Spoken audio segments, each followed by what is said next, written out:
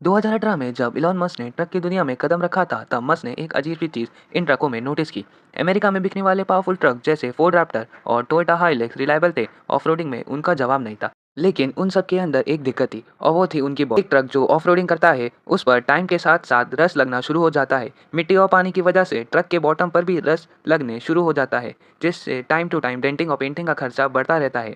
Musk ने सोचा, अगर हम एक ऐसा ट्रक बनाएं जिस पर कभी रस ना लगे, जिसको कभी डेंटिंग पेंटिंग की ज़रूरत ना पड़े, और वो ट्रक हाइलैक्स और फोर्ड रैप्टर जैसे ट्रक से भी ज़्यादा स्ट्रॉन्ग हो, तो हमें नॉर्मल स्टील की जगह 30x gold rolled stainless steel use करना पड़ेगा, जिस पर रस नहीं लगता। और तुम्हारी जानकारी के लिए मैं बता दूं, ये वही स्टील थी जो इलॉन मस्क के मार्स पर जाने वाले रॉकेट में भी यूज़ हुई थी। लेकिन प्रॉब्लम ये थी कि जहाँ रैप्टर और हाइलैक्स जैसे ट्रक की बॉडी नॉर्मल स्टील से बनी थी, जिसे इजीली प्रेस मशीन में डालकर अपनी मनचाही शेप का बोनेट, फेंडर और डोर बनाया जा सकता है, वही मस्क की ये 30x स्टील इतनी ज़्यादा स्ट्रॉन्ग थी कि प्रेस मशीन को ही तोड़ देती थी।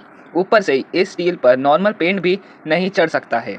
मस्क ने सोचा, अगर पेंट नहीं होगा तो पार्ट्स को जोड़ने के लिए वेल्डिंग नहीं कर सकते, क्योंकि स्टील को वेल्ड करते ही उसका कलर चेंज हो जाता है। को एक ऐसा रास्ता चाहिए था जो बिना वेल्डिंग के पार्ट्स को जोड़ सके। और जब मस्क के दिमाग में एक आइडिया आया, क्यों ना हम एक ऐसा ग्लू बनाएं जो इतना स्ट्रॉन्ग हो कि पूरा साइबर ट्रक को हवा में उड़ाने की ताकत रखे। और इसी प्रॉब्लम से जन्म हुआ एक ऐसा ग्लू जिसका अंदर स्टील को जोड़ने की पावर थी, और इसका नाम था स्ट्रक्चरल एडेसिव। और इन सब के बीच जब जेरी नाम का इस यूट्यूबर का साइबर ट्रक क्रैश हुआ और वो रिपेयर करवाने टेस्ला का सर्विस सेंटर गया, तब सर्विस सेंटर वालों ने इसी ग्लू का यूज़ करके उसका बम्पर मिनट्स में चिपका दिया और जेरी को बोला, ये ग्लू इतना ज़्यादा स्ट्रॉन्ग है कि एक पूरी साइबर ट्रक को हवा में उड़ा सकता है।